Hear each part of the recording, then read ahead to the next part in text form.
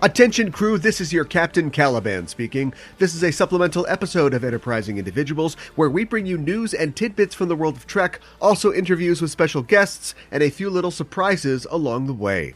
The spookiest season of all is upon us, and fall is finally here. I hope that you are enjoying the fall and your Halloween season. We've got a treat for you this week that might be something of a trick. In the process of doing this podcast, we've talked about many topics related to Star Trek in some way, or related to the greater Star Trek sphere. I had an idea a while back, years back, for an ongoing segment in which we go beyond Star Trek and look at the non-Star Trek works of Gene Roddenberry himself. Gene Roddenberry, very prolific writer, had his show The Lieutenant go to series. He wrote a lot of TV episodes before Star Trek, but after the original series, not so much. He worked on a couple of movies, he got a couple of pilots produced and shot, but they didn't go. And he didn't have a lot going on that had his name on it until the revival of Trek with TNG in 1987. And yeah, Earth Final Conflict and Andromeda were produced after he passed away, but Trek seemed to be the only thing that people wanted from him unequivocally. Why was that? Why wasn't Genesis 2 picked up? Why didn't networks want the Questor tapes? How tough is it to get a Tarzan movie made? That's the kind of thing that we would be talking about on this hypothetical segment that sadly never came to fruition. I don't know, we ended up going in another direction. Plus, I questioned if anybody would really want to hear about old John Saxon pilots. However, I was recently rummaging through the show's coffers, and I heard about the unfortunate passing of actress Joanna Cameron, and lightning struck. Depressing, horny lightning. For all the TV work that Gene did in his lifetime or aspired to do, he had only one film credit in his long career. A film that he wrote and produced himself. A film starring Hollywood legend Rock Hudson and Emmy Award-winning actor Telly Savalas. A film with a score by Mission Impossible composer Lalo Schifrin, with a theme song performed by the Osmonds, and of course, the talents of the aforementioned Joanna Cameron. That's right, I'm talking about 1971's Pretty Maids All in a Row. Go ahead and scream your head off. We're miles from where anyone can hear you. It's a film that most certainly could not be made today, a film that sits at 8% on Rotten Tomatoes, a film that director John Landis called historic in its strangeness. I said before that one of the reasons the original non-Trek Roddenberry segment never came together was because I got distracted, but honestly, at least half of the reason is because I knew one day I would have to talk about this terrible film. But it's the spookiest time of the year, and I can think of nothing that scares me more. Who's getting the trick? Who's getting the treat here? Honestly. I often talk about movies of questionable quality on my other podcast, the Just Enough Trope Podcast, and my co-host on Just Enough Trope, Mikanhana, is once again here today to help me untangle this nest of thorns. Kidding aside, I want to stop here and put a real deal trigger warning in for inappropriate relationships and predatory behavior. This is nominally a comedy movie, but it's dealing with some really dark stuff. There are people doing things that are not okay and not fantasy things, like things that can happen in real life. It's a really weird subject for a comedy movie. That's one of the reasons that it's so bad and did not work. And if you'd rather not hear about that, I completely understand. So we're doing that today. Next week, we'll be back with something more wholesome from the Trek realm. In the meantime, why not connect with us on social media and all the usual places? You can find us by looking for Enterprising Individuals or EISTPOD. Also, just as a reminder, Star Trek Prodigy debuts today when this is being released. And as we do with all new Trek shows, we'll be doing live episodes Thursday nights talking about new episodes of Star Trek Prodigy. Follow us on Twitter at EISTPod to get a link when we go live at 8 p.m. on Thursday nights this fall with special guests to talk about brand new episodes of Star Trek Prodigy. That's it for me. I hope you enjoy your Halloween season. The testing light is on. And with that, let's get underway. Joining me once again on the show today, she is the host of the Just Enough Trope Podcast and also the Sailor Noob Podcast. It's Mikanhana. Mika, welcome back to the show. Hello. Thank you for having me. I wish it could be under better circumstances. You and me both.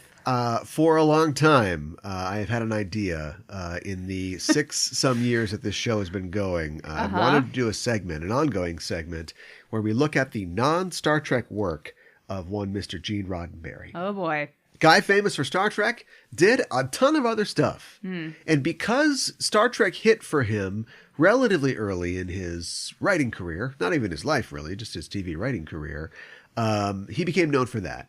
And, you know, we've talked endlessly about how, they canceled Star Trek, but they didn't know what they had. And they didn't. And of course, it became a phenomenon that for over the next decade grew and grew until they made a movie. And then they made a bunch of movies and a new show. And you all know how it works. Yes. But because he was sort of retroactively cemented as this genius, then all these other things that he did also have like weight and significance.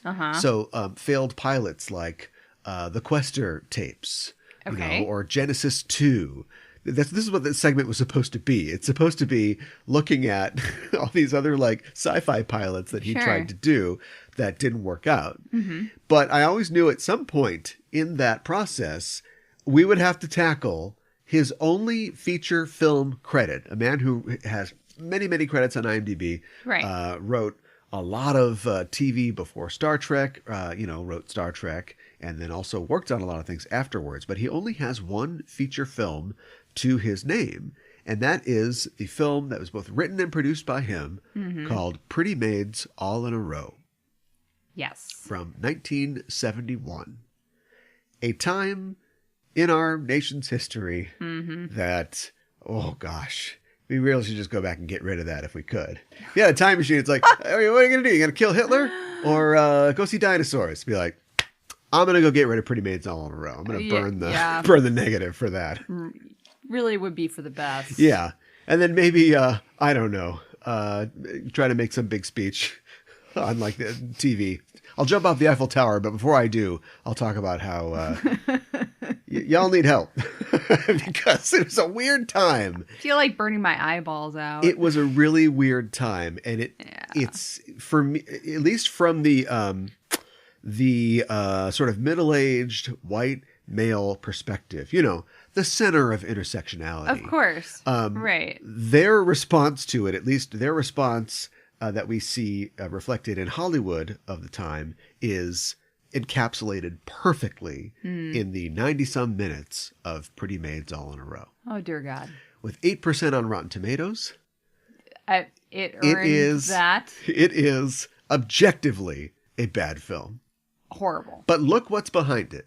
You've got it produced and written by Gene Roddenberry, a guy who, as we've just said, but as you know, was successful and had a vision for creating things. Right. Very creative guy. It was based on a book. I don't know a lot about the book, but I have to imagine that it was subversive. Because the movie tries to be subversive, and I do say tries, but we'll get to it. And so, you had a book that's probably hot. It's directed by Roger Vadim. Okay. You know that name, whether or not you know that name. All right. Because he was the director of Barbarella. Also married to Jane Fonda for a while. He basically created Brigitte Bardot from whole cloth. I mean, she, did all the work, but, so he did In God Created Woman and Don Juan and all these French films. And this was his first American movie. Poor guy. So coming into this, it's 1971. Everybody is horny as all get out. Clearly. And you get the guy behind Barbarella. Right. 1968, very horny movie. Yep. And you get one of the biggest stars. He's getting up a little longer in the tooth, but, he's also got the medallion on and he's ready to make the 70s his. Rock Hudson. Yep. Not to mention Angie Dickinson. Right. A hot female star at the time. You've got Telly Savalas, Who Loves You, Baby. You got Kojak in this thing. Yep. Roddy McDowell's in this thing. Keenan Wynn, Colonel Bat Guano from Doctor Strangelove. They're all in this thing. Yeah. And MGM is like, maybe we got a hit on our hands. The music in this thing is by Lalo Schifrin, composer who composed, amongst other things, the Mission Impossible theme, and also did the scores for Cool Hand Luke and Bullet. He's kind of like the Hans Zimmer of the 60s and 70s. Sure. Everything's coming up daisies. Everything is moving as far as this movie's concerned. Here's one problem. And I'm sorry you have to take this, Gene, but if your original material, i.e. the script, is bad, then it doesn't matter how many other good ingredients you put in. Well, but I guess I would blame it on the book. Why this, Gene? Why this? How bad is the script, though? Okay. We come to bury him, not praise him. He's already buried. All right, let's crap on him. Look. I don't even know where to start. I feel so very overwhelmed. Well, I can help you with that. Okay, please do. One of the reasons that we chose to do this now, even though this idea has been cooking for like 3 years, and I never pulled the trigger because I knew we would have to climb the mountain of Pretty Maids all in a row. Mm-hmm. But we got the sad news recently that Joanna Cameron passed away. Right. Who has a small but important role in this film as one of the Pretty Maids. And they are billed as the Pretty Maids, all the young hot actresses in this film. Mm-hmm. And Joanna Cameron is probably best known to nerds of a certain age as playing Isis in The Secrets of Isis. Yep. A young, beautiful actress who was hot for a while. She was in a million commercials and then just kind of, disappeared as people kind of do. But so I thought, okay, perfect.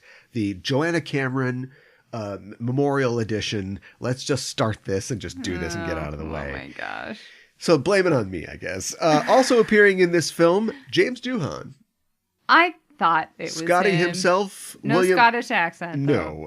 William Campbell's in it, although maybe he's still working it out a little bit. Yeah, maybe. There's a lilt or two. Yeah. William Campbell, of course, who appeared on Star Trek twice.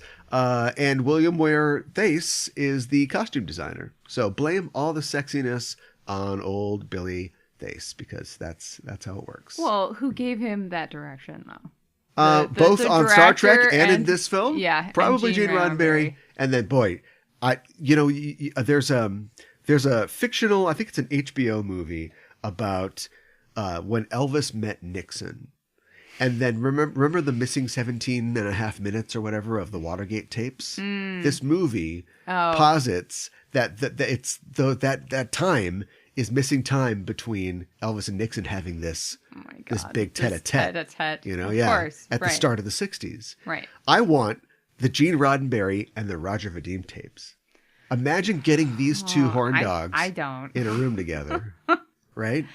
I'll have to gouge my ears out, if and I as start listening to that. Gene's trying to put the make on Jane and Roger trying to put the make on Majel, what they got up to. What is the summit? What is the Everest? What is the top? What is the very top of the male symbol with the arrow? Yeah, what is the atom on the point of that arrow? Right. It would be this. Yeah. Oh God. Oh my God. And this movie that came out of their collaboration. Yeah. How do you want to tackle this? How do you want to climb that arrow? I just want to start by saying, this is gross, and as a woman, I find this incredibly as a man, offensive. I'm also offended. Yeah. And I'm going to try my best to... I'm going to make comments, but I'm going to try my best to keep it at a minimum, but I was trying to be as objective as possible watching this, but I can't imagine... The women in this movie seem to be enjoying themselves.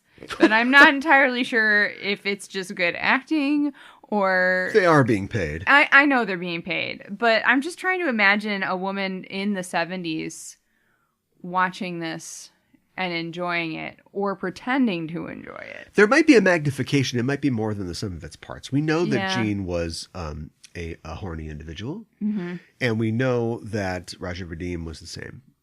So... the parts of the movie, and we'll talk about, I guess people are very unfamiliar with this movie, and I'll spoil the end of this. I would not recommend that anybody watch this. I don't think anybody needs to watch this. No, it is not a necessary So we're film. probably just going to go through it beat by beat and ruin the whole thing. So I don't know, maybe we'll try to wave you off at the beginning of the third act if you do want to watch this. But it's possible that the parts of the film, because I feel like the worst kinds of films or bad movies are the ones that were close, that could have been something. And I don't think there's some word that means farther away than close. Mm-hmm. And that's this. Yeah. But there are points where it almost is a real movie. It's almost an actual murder mystery. It's almost an actual like boner comedy. It's almost kind of like a commentary on the kind of person that this guy is.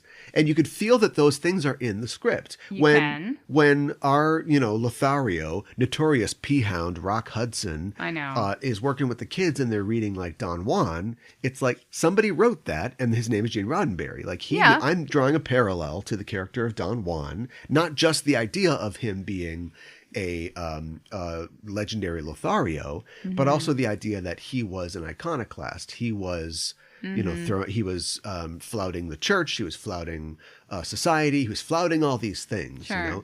Paradise Lost is also brought up in the thing.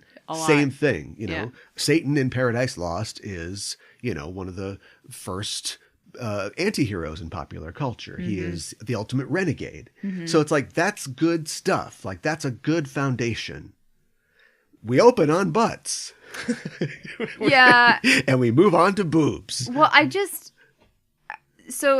have a problem with horn dog films. I just want to say it's the way that it's the relationship to sex and how it's treated within this film. And we'll get into it. Yeah. I don't know if I've actually ever seen, I make a lot of Porky's jokes and I don't know if I've ever seen Porky's. I don't think I ever have. I'm guessing Porky's isn't very smart. No. So I'm wondering if this was more like Porky's, would it have worked better? Or if Porky's referenced classic British Reformation literature, would it have been better? I don't know. But I think you can try to do too many things. It is entirely possible that this story is trying to do too many things. And I know it's based on a book, and I have no desire to read it. But anyways. Did I not mention that the title song, not the titular song, but the title theme, Chilly Winds May Blow, was not only written by Lalo Schifrin, but it's sung by the Osmond family? They've got everything going for them. They really do. And then the Osmonds are like, if you ask Donny Osmond today, hey, remember the Chilly Winds? I don't know what you're talking about. And right honestly, security, get this guy away from me. Yeah, right answer, yeah. Donnie. Should we try to do what happens in this film? We can try. Yeah. So we open on it. I don't even know if it's like the first day of school. It kind of seems like it is, but maybe it's a kid is on his way to school, and he is the horniest kid that you have ever met because he is checking out every girl's butt and every girl's chest that he possibly can. On his way to school, at school. And then it's like, I had to turn to you and be like, were you ever this horny? Is this a normal thing for boys? I can't honestly, relate I just to feel this. so attacked right now. Fair.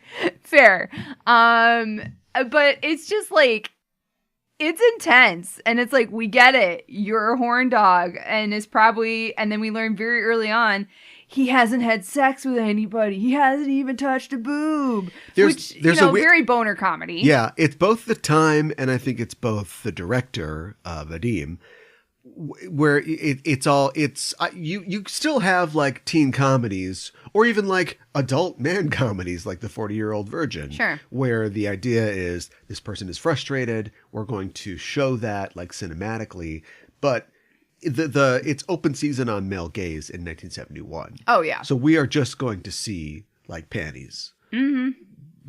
Panties everywhere. Yeah. Whereas if this was done now, it's Seth Green is horny and he wants to get a girlfriend in a high school movie. You've got some like cute high school girls, but like we're not like doing exams on them. Do you know what I mean? Like this film is just like this film is like taking handfuls of its cake and just shoving it down its throat. It goes on too long. Yeah. And although I did like that one scene where, of course, all the boys sit at the bottom of the hill and all the girls go sit at the top of the hill. So their like crotch length skirts, reveal their panties when they bend over. Yep. And he's looking at one and she catches him and she's like, are you shopping? I know. I was like, all right. At least there's one bit of self-awareness for this film. One bit. Are you a casting director? She should have said. Oh my God. What do you think Gene did? Do you think he wanted to be on set for this? Probably. Was he part of the casting process? Probably. I'm trying to ensure that we never are able to have Rod Roddenberry as a guest on this show in the future. Okay. So I think by the end of this, we'll be there. Okay, sounds good. What you're saying is Rock Hudson's character is an insert for Gene Roddenberry, is what you're saying. Are you kidding me? Yes. And the best part is, actually, it's not the best part. It's like all good endings are all good, like dramatic things, it is undercut with sadness and irony that Rock Hudson, the epitome of manhood for decades, I don't think anybody knew that he is gay. You know what I mean? No, like Gene probably wrote this thinking, yes, we got it. We got Rock. That's too much man for this movie. We got Rock Hudson in this. Right. In the meantime, Rock's like, how many girls do I have to kiss today? Fine, let's just go. Yeah, I know. But I just think the self-confidence with which the idiots who made this movie made it. So Ponce basically is the horn dog, and they have a substitute teacher, Mrs. Smith, who's Angie Dickinson, who then sticks around for the rest of the movie. Whatever. Well, the whole movie takes place over the course of like a week, but yeah, that's true. Poor Angie Dickinson. I know, she deserves better than this. She's good. Yeah. She's funny. She gets the humor and she gets the bits and tries to make the most of them.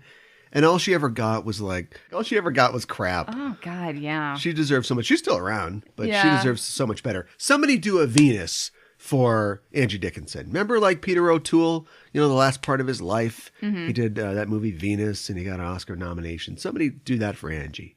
We need to make it so women in Hollywood can do that, because men in Hollywood. Oh no, we need to change the entire system. But let's start with. So basically, Venus. He's checking out not only all the girls in the class, but hot for teacher, and then he's checking her out. He is. Yes, he is. He is. And then somebody hits her in the butt with a paper airplane, and she thinks that maybe he touched her butt.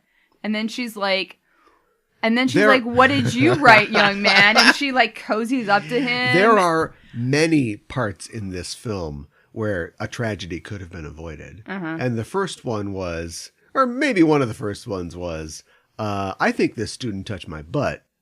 So I'm gonna go in on this. That's kind of hot. And then casually, accidentally, her boobs go into his head. That does not happen. Right.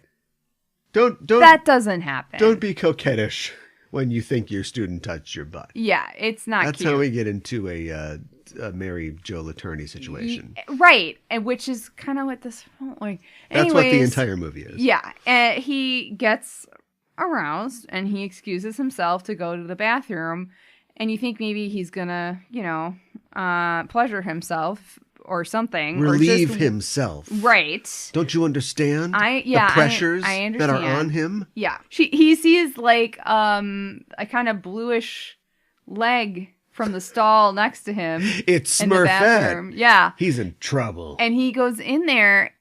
And he's like, hello, are you okay? Passed out over the toilet seat, not moving. You're drawing a picture for us. Yeah, and then on the girl's butt is... Oh, it's a girl. Yeah. See, at this point, it was just a blue leg. Sorry. So we didn't know So if this it was is a men's restroom. Somebody with a copper deficiency. Wait, how do you get blue skin? She's dead. And there's a note on her butt that says something like, oh, goodbye, honey, or something like that, or not this time, honey, or something, honey. And I don't think the movie doesn't really care. No. So why do we care? And he kind of wants to try to see it, or he wants to try to see her butt, and then he accidentally knocks her, and then that's when he notices that she's dead, and then he runs to the principal's office. And there's a dead girl in the bathroom. Yeah. And it's They do try to find moments of comedy. This is kind of a funny scene because the principal is kind of a foppish British man who's very proper and Roddy McDowell. Right. Yes.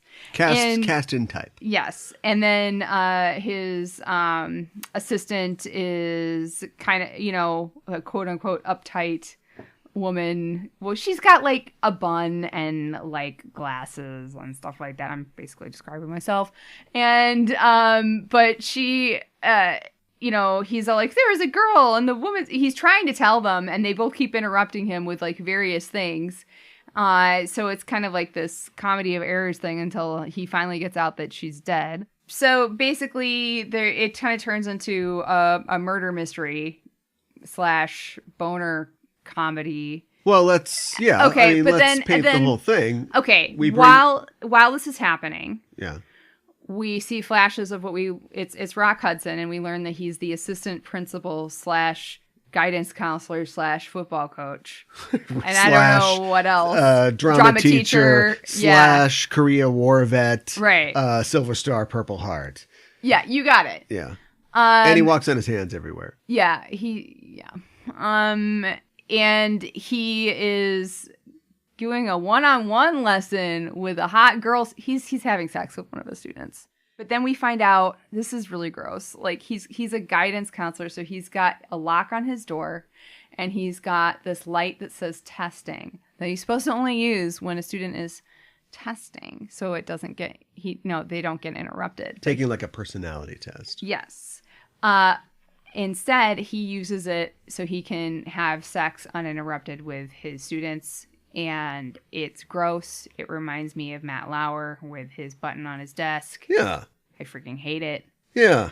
I think we call that being a predator, right? Yeah, exactly. Yeah. And it's kind of celebrated in this film, which is one of the things, like, I feel like his character is kind of like, oh, what a guy. I think you should beware the cool guidance counselor. Right. But maybe that wasn't a rule at this point. And so, yeah, he's just like, and later on, he teaches some other class. Mm-hmm. I don't know if it's like civics or sociology, but he's got a bunch of and all the students are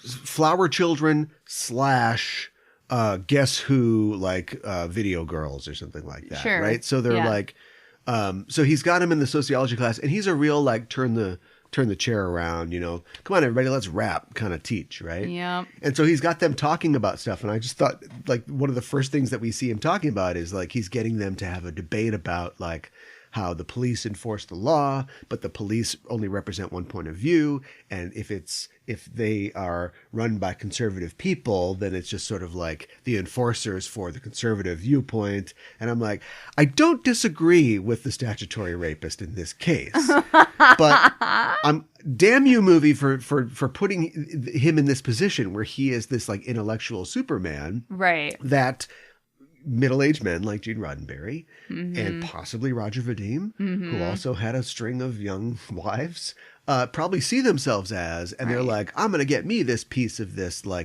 I'll finish. Please do. And so will they, of this youth revolution. But the thing is, it's not your revolution, man. No. And you are ruining the lives of these girls who you are predating on. Yeah. But it's no, I'm opening their minds, man. But we're getting ahead of ourselves. But he's not just ruining the girls' lives, and he is, believe me. He's ruining some guys' lives, too. I want... Not in any cool way. Not in any... Not in any Rock Hudson way. Well, but yes, you're not wrong.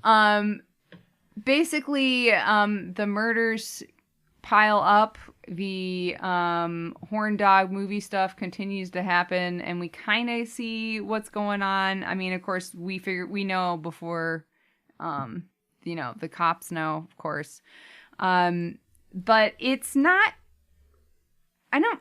Maybe we'll talk about this, I'm sure, at some point. I'm not exactly sure what this movie is trying to say, other than Rock Hudson is a cool dude, even though he did what he freaking did. Yeah, he feels like an author/director insert, except for the murder part. And the murder part is what gets you a movie. Because nowadays you can just have, what happened to The Miracle Worker, right? That's a teacher who transforms the life of her student, right? Nowadays you could just do Finding Forrester, and it's oh man, my grades, they're not so good.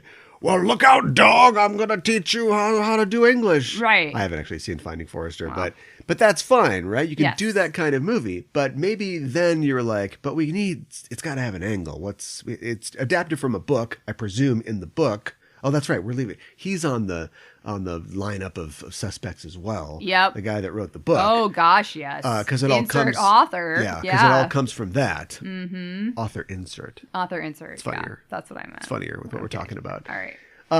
But I don't disagree with you. I think we've reached a point, and it's not really that far in, where we're just going to have to just talk about the whole thing and spoil it. I think so. So, too. like I said before, I don't think you have to watch this at all. But we are going to. Don't. Yeah. In fact, don't. Mm-hmm. And I don't even think I tried to look. I don't even know. I know you can't buy a Blu-ray of it, but I don't even know if you can get a DVD. I don't know how you watch this. I don't know how I watched it. But yeah, we're gonna continue now and not worry about spoiling things. We are still at this point in history trying to make sense of the counterculture revolution of the 60s and 70s. We still don't have it because all the people who, were getting plowed by Rock Hudson in this movie went on to have minivans and be Trump voters. Do you know what I mean? Like, it's just, there's something, we all know that there's, youth is revolutionary, that youth questions the things that the rest of us who are older just take for granted. And so that idea, or these ideas that they're looking at, which is maybe the cops aren't so good, maybe the capitalist system isn't what we want, maybe we need to get rid of our hangups about sex, and relationships and things like that. We're still wrestling with that now. We still are. That revolution is a revolution that continues to kind of happen. And I don't know where we're at in terms of that revolution. I don't know if that thing is over yet. It's not, if the war is won.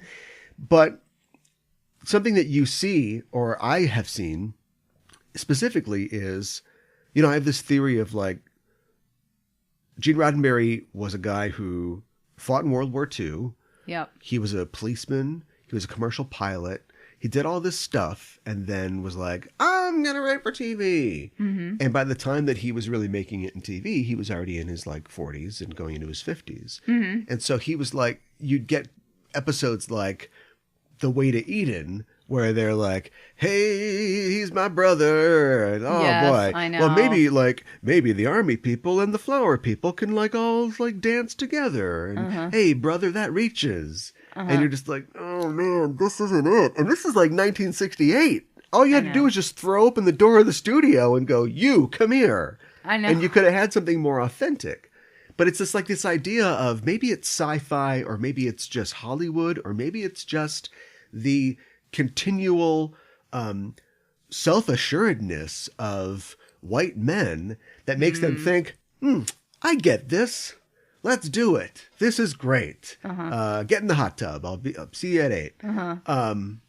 Like they just think like, oh, this is what I've always wanted. If this had happened in the 40s, I would be real happy because I'd be 20 years old and we could do this. But I'm gonna get it now. Yeah. And I'm not comparing Gene Roddenberry to Harvey Weinstein, but that culture continues in Hollywood where it's like, I am a 60-something-year-old man, and I am like predating, and I am like, assaulting like younger women because I just can't just let it go and move on with my life and respect other people. Do you think? And he is a monster, but Tiger's cool. Tiger's Rock Hudson's character. I know. Yeah, Tiger is in another. real cool. Oh, boys, what a tragic figure! In another world, he would have been fine. If he was Don Juan, there are no laws. There's no statutory rape laws in 14th century Italy. Yeah, he would have been fine. He would have been an intellectual and a great lover, and he would have encouraged people, and I think maybe a murderer too. Yeah, I think taking advantage of your students is not fine. No, he's a monster. Yeah. It doesn't matter what his justification is. He's a monster. He is a monster. This is what the problem that I have with this is that he, not only does he have these inappropriate relationships with students, but he encourages Angie Dickinson, another teacher, to have an inappropriate relationship with a student. You couldn't. Okay, so we know that Ponce, the young center, I guess, of the movie, other than Rock, we know that he's 18. Now, I don't think that it's ethical or appropriate for a teacher to have a relationship with her high school student. No. But it's not like illegal. Do you know what I mean? It might be against the school board or the school district's rules or whatever, but there isn't anything like illegal or predatory happening, at least legally. So I'm not defending it, but I'm saying that is probably the least worst thing in the film. I guess. And the idea of, and it's assembled and put together like a less nauseating movie. Yeah. The idea that like he sees that Ponce, is doesn't have confidence. He doesn't know how to talk to women. but he clearly wants love. He wants a relationship. And then you've got Angie Dickinson, who, for an unspecified reason, just isn't with anybody and can't get off with anybody. And so she's frustrated. And so Rock sort of like pushes them together in this sort of like Cupid kind of way. And then that's where all the like the boner comedy, hijinks and like, oh, let me take your coat. No. That sort of stuff comes from. That's relatively innocent. Like, that's compared to the rest of the... I see your point. You know what I mean? Yeah. Like, compared to the rest, it's like if you were, like, if you burned a hot dog to a crisp, like, but the inside's okay. That isn't the worst part of the film. You're making it sound a little cuter than it actually I think that they was, think that they're though. trying to make it cute. Because, like, Rock is trying to entice her to spend time with him by insinuating that she'll then get to spend time...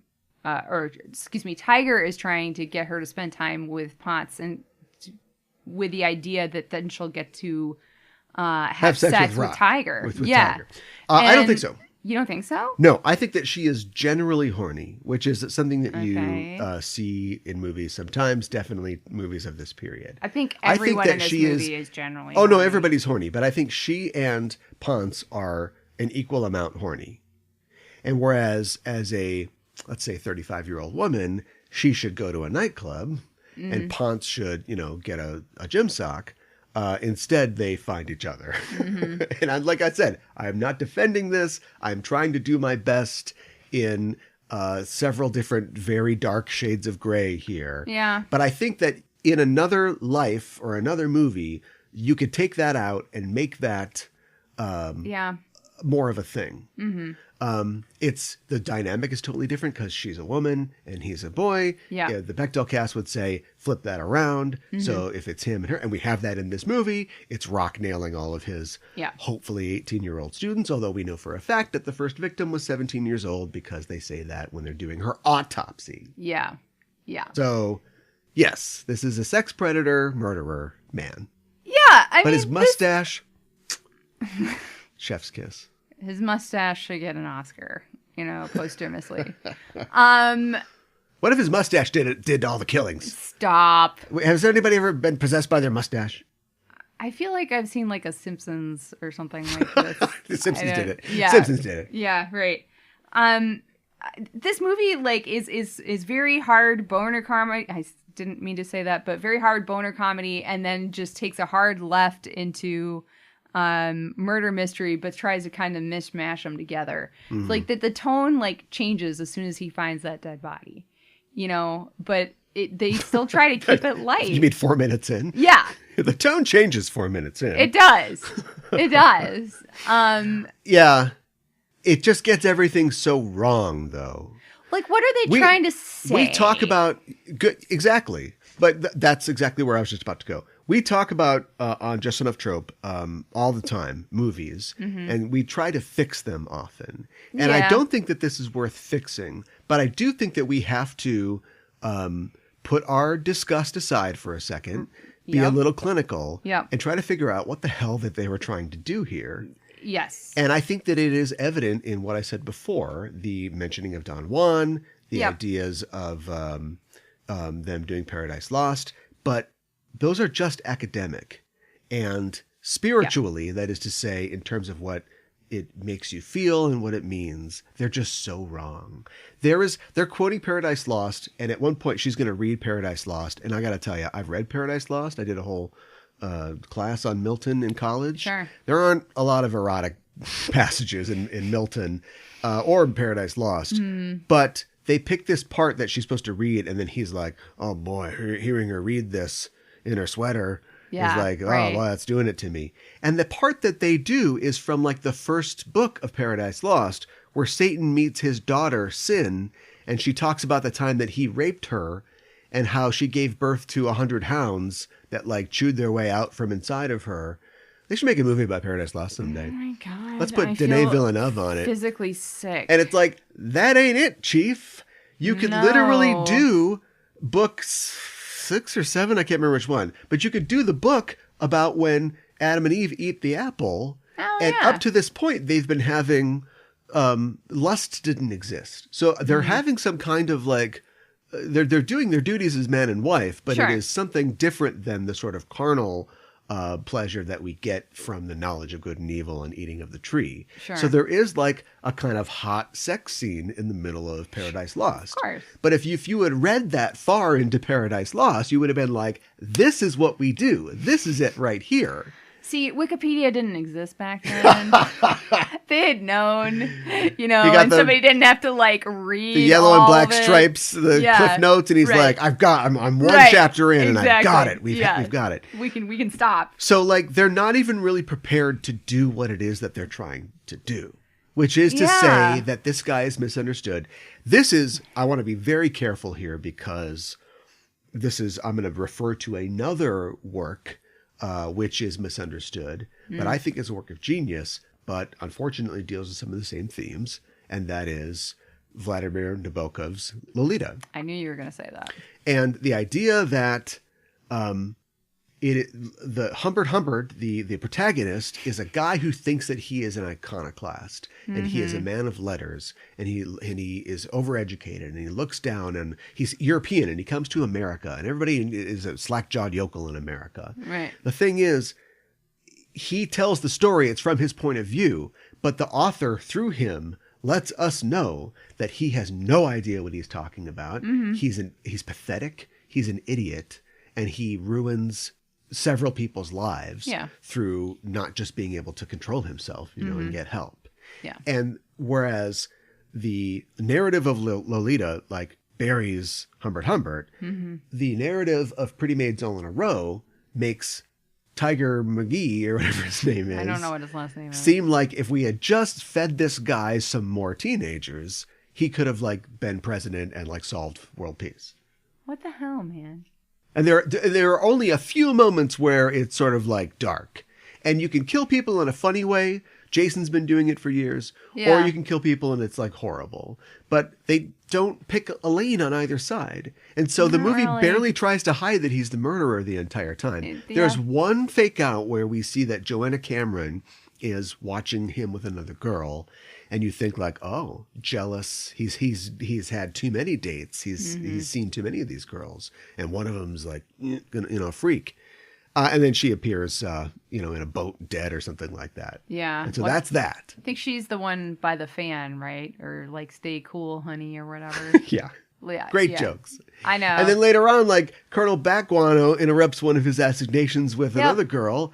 And he's like, come here, let's go out down to this dark alleyway and I'll show you something. And I think it was just the football field. And he's dead. And it's like, that's, okay, so you don't want to hide it, movie. So what are you trying to say with it?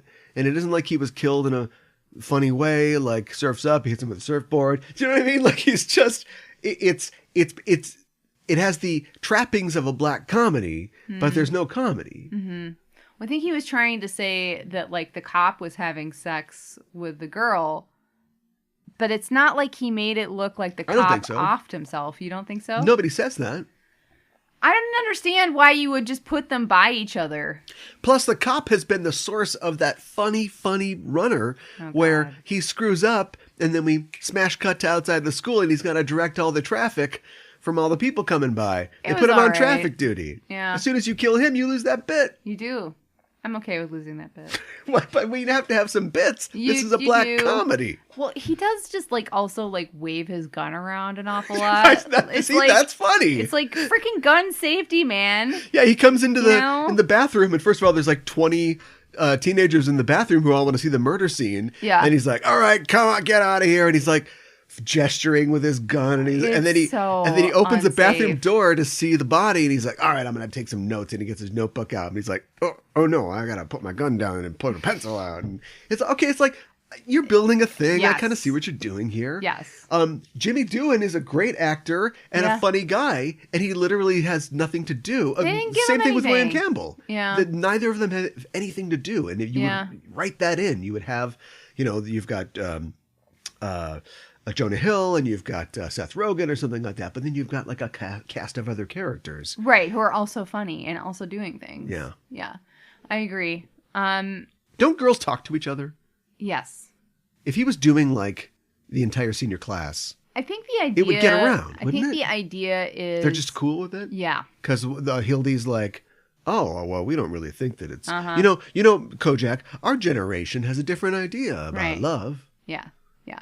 Kojak's a little handsy, too. Everybody's a little... I mean... He's my favorite part of the movie. He is my favorite part, too. I thought he was great. But, I mean, compared to Tiger, he's a saint. But, like, don't touch young girls, even on the arm. I just don't. Well, not in this movie. Not in this movie. Yeah. Because it makes me look at you sideways. Pretty much in this day and age, not at all. Yeah. But, I didn't read anything. I think I was that. just, like, hyper sensitive. And Angie Dickinson, even before, like, the whole idea of, like, her getting to be good friends with Ponce, she kisses him on the cheek before anything, and like her boobs go in his face again.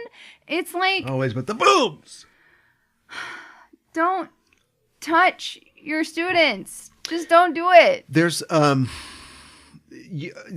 don't go full Austin Powers, but you can do more in the scenes with them where he goes to her house. Yeah, some slapsticky stuff. Yeah, like he brings her a chocolate duck that's got, brandy in it or something like that.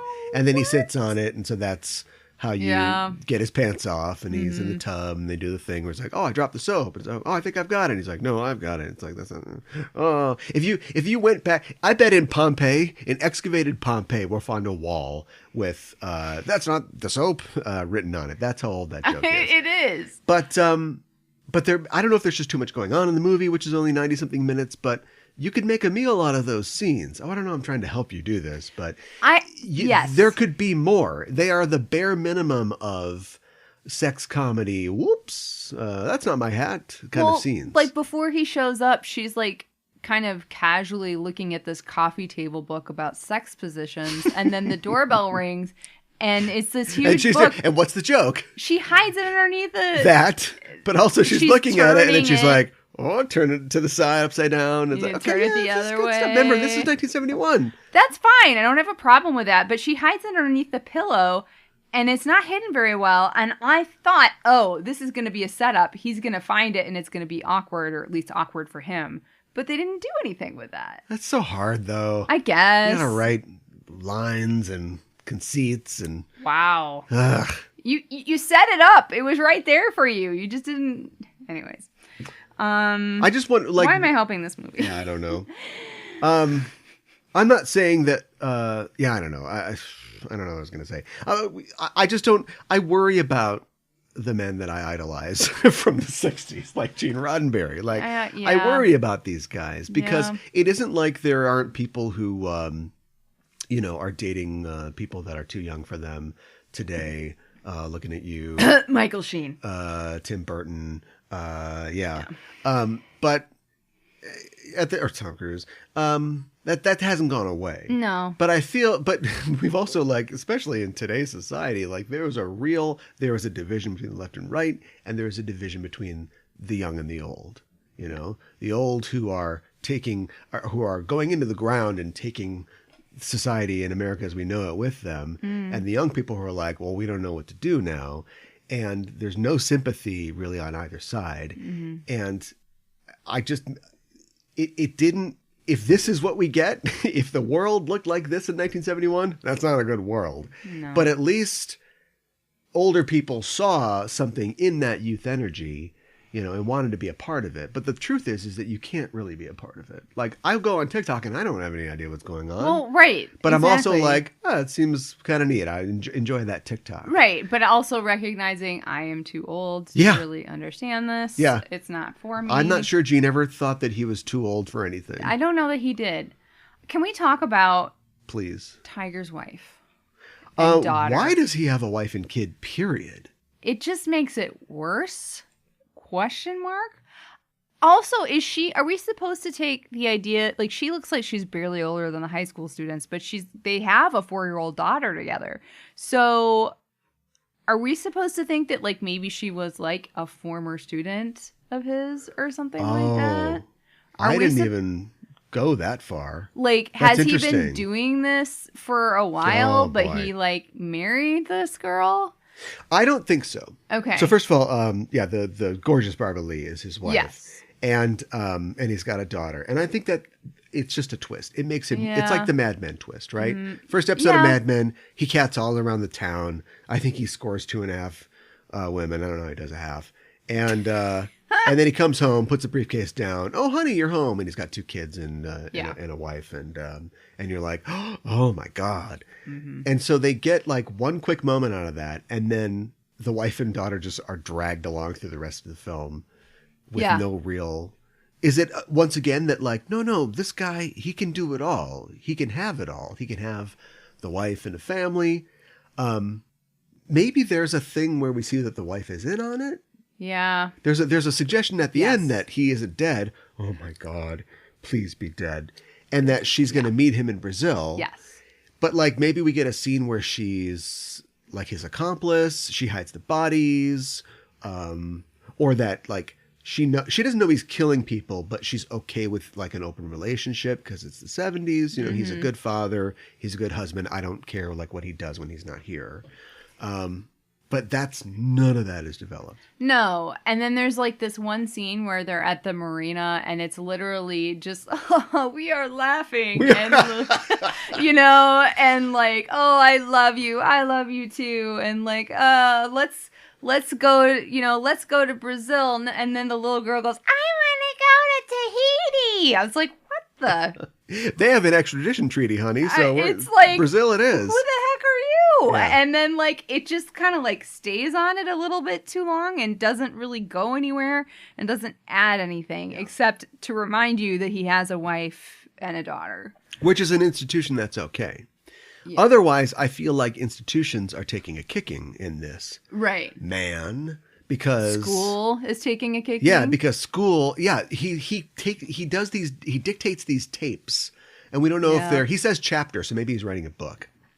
And it's all about how like the process of education is no different than prison. You know, there's brutality involved. You know, we make them repeat tasks.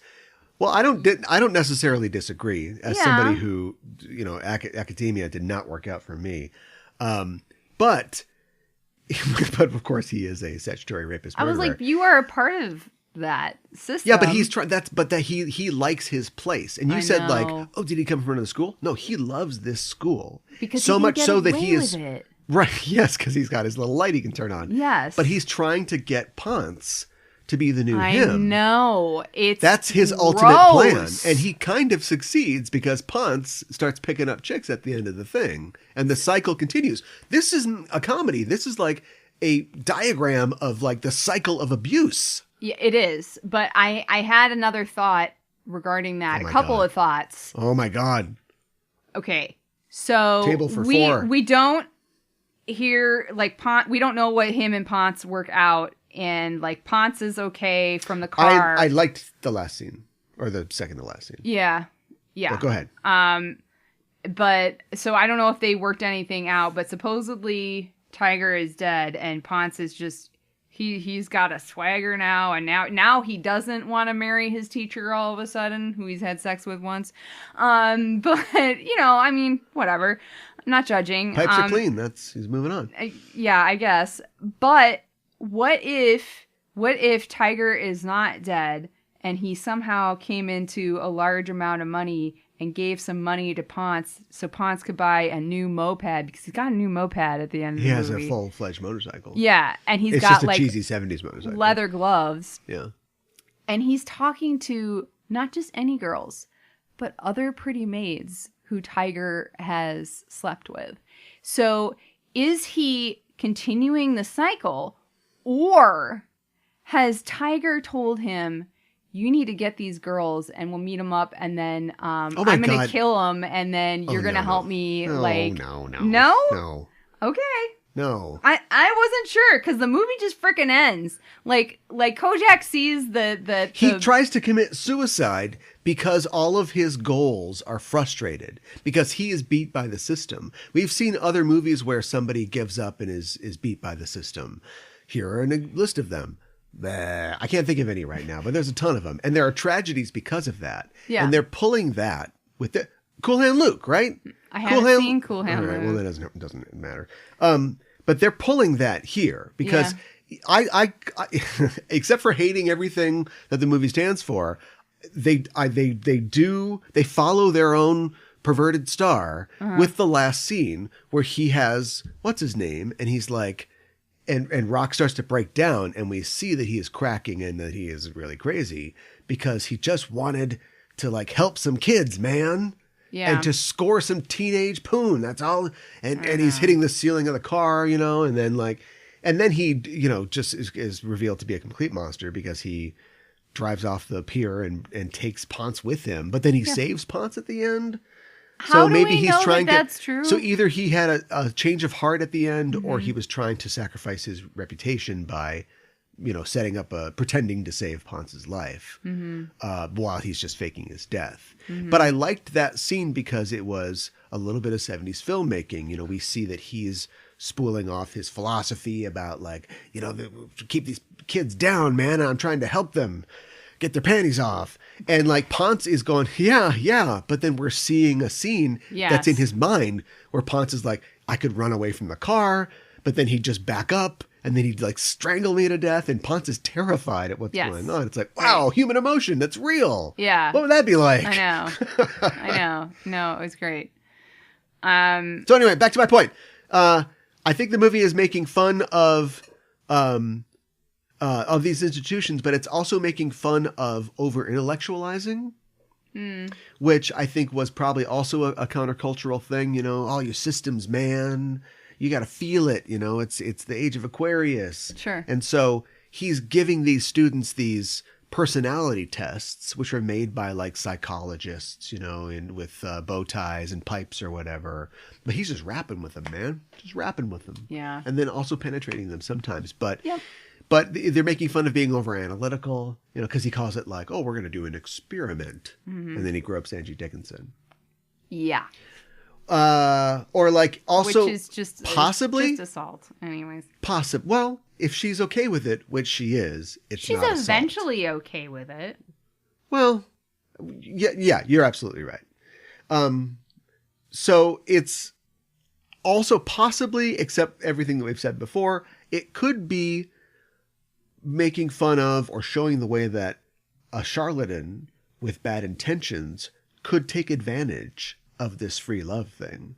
Free love is all great. It's a good time for everybody as long as we're all on the same page here and nobody's going to try to manipulate each other and we're all going to understand that there's no attachments or only the attachments that, you know, we agree to. But somebody like Rock Hudson, who's got a psych degree and a black belt silver star or whatever, and had a position of power, could really kind of manipulate this thing. Yeah, and a bunch of teenage girls could think that they are being liberated by sleeping with their guidance counselor, and all they're doing is just letting him manipulate and use them. Yeah, he's taking advantage of them. But he's a hero and he gets away at the end. That's what I don't like. Yeah. It reminds me of ruining kind of the ending of the movie The Player, in which the main character has gotten away with something. I guess I won't ruin it. Has gotten away with something and it's bad. But it's a send-up of the sort of Hollywood ending and the film industry. Yeah. And so at the end, he gets away with something and he gets everything he wants. He gets the white picket fence and the 2 kids and the wife. And the score, one step too far, Robert Altman, but the score literally goes like at the end. Yeah.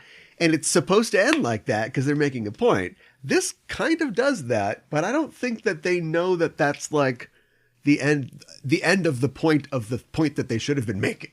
Yeah. I think they just think like, no, that guy's cool. He gets away. There's no way that Don Juan would turn into a statue at the end. Right. I mean, I think I think he Isn't that what happens? No, Don Juan gets dragged to hell. A statue comes alive. He gets dragged to hell. It's been a long time since I played Don Juan.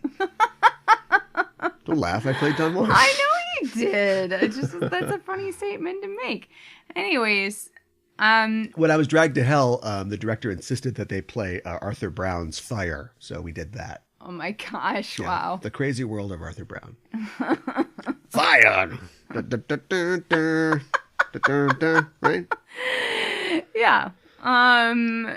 You know it. Yes, I do.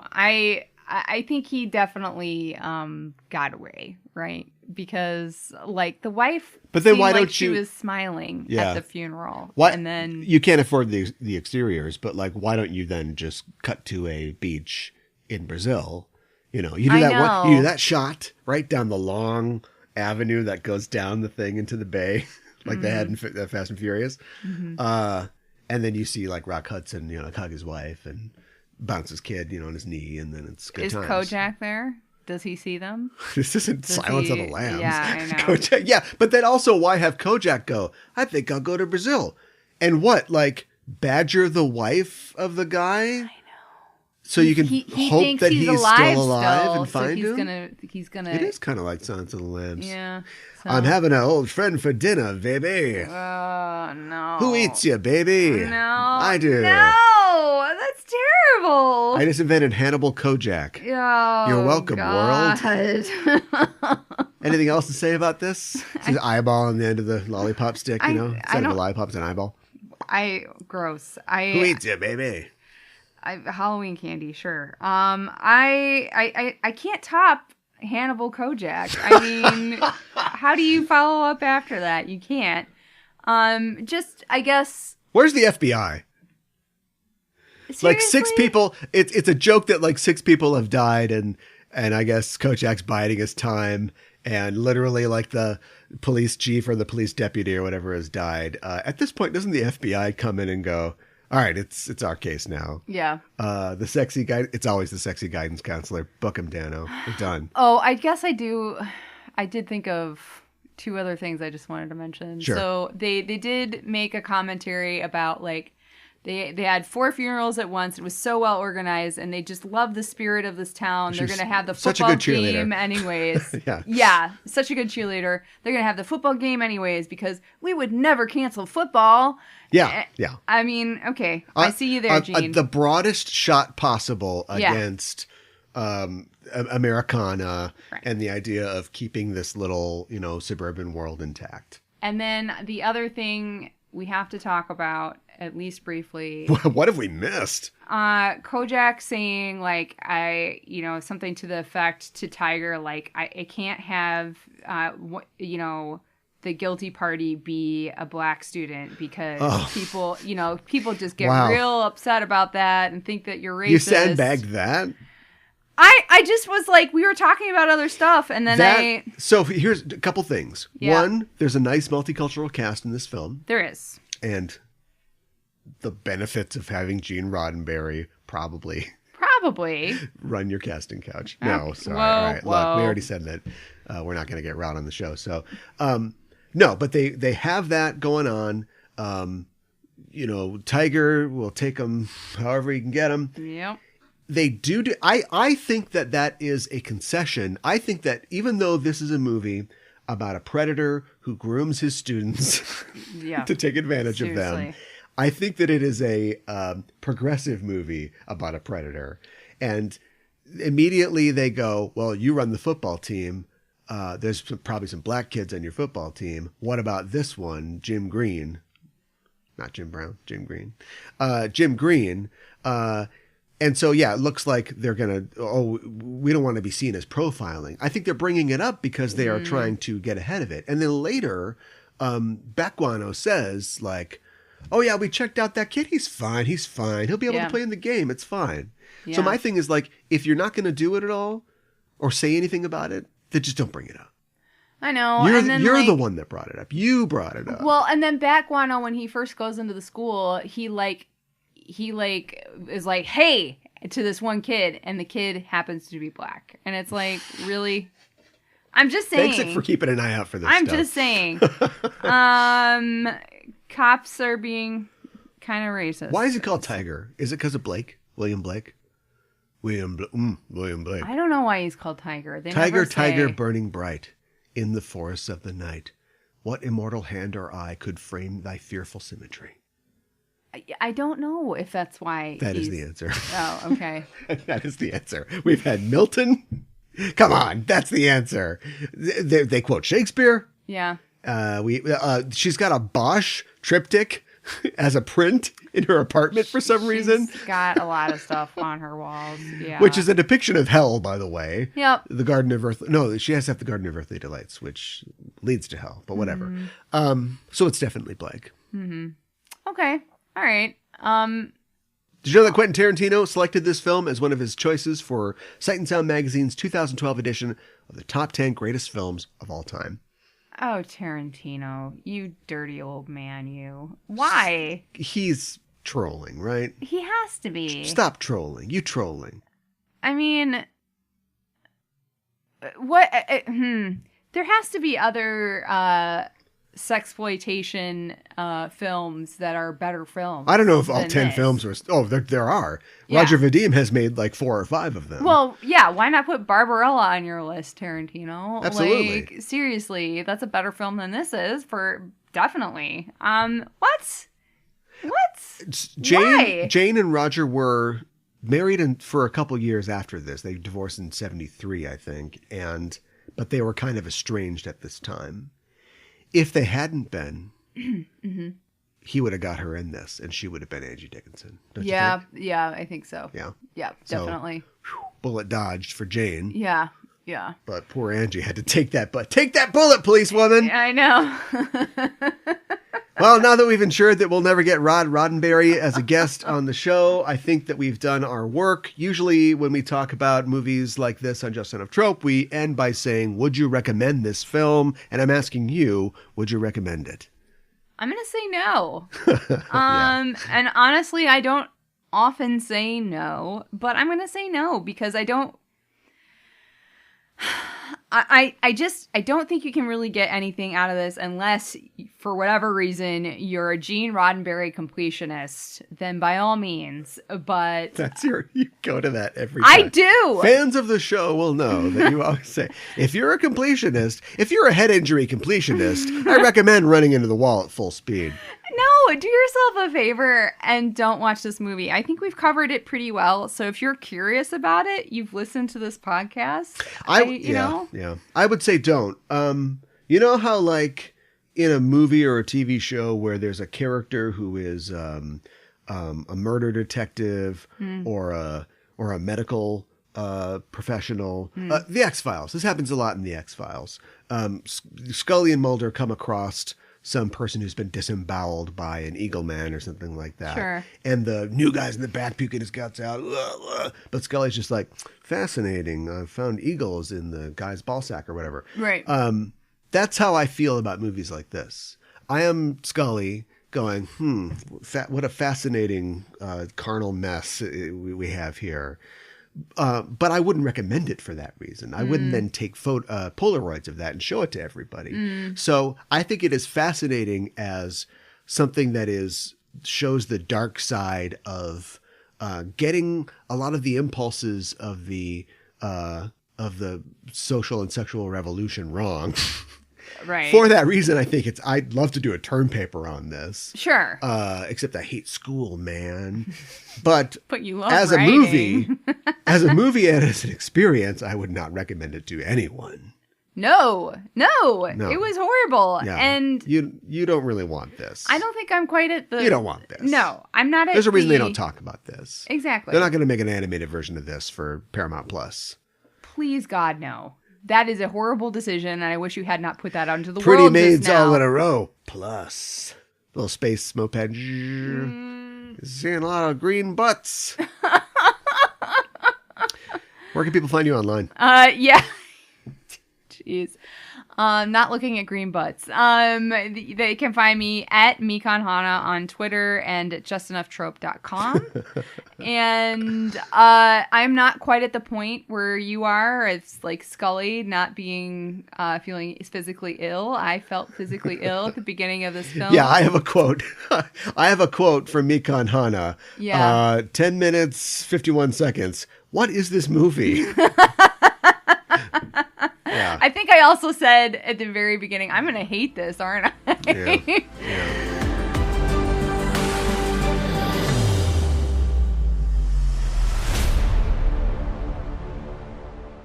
How would you describe Just Enough Trope. We are the Just Enough Trope Podcast. I'm your host, Caliban, joined as always by my co-host. Hi, I'm Mikanhana. Oh no, does this mean they can hear all the things I yell at the TV during Downton Abbey? Why did you do that? How do you plead? Let the game begin. Yeah, check these fresh moves. Oh! Don't shoot man in face. This isn't the Save Gotham fundraiser. It's the Chill Family Reunion. Master Yoda assigned a Padawan to this bold I Jedi. think it's pronounced Padawan. Oh, Padawan, excuse me. Hey, it's getting late. I think Ralph's going to want his motorcycle back. Go jerk off the pictures of Jean Grey. I am freaking getting old. Yeah, I noticed the life clock was blinking in your hand. Get out of here, Wilson. Go fight the Teen Titans or something. I'm unkillable, not unwoundable. You like Sailor Moon, right? Why don't you sail on his Oh, wow. Just Enough Trope. News, reviews, and geek fondue. Every Monday on the Just Enough Trope Podcast Network. Loving me never have a say. You so sorry. What?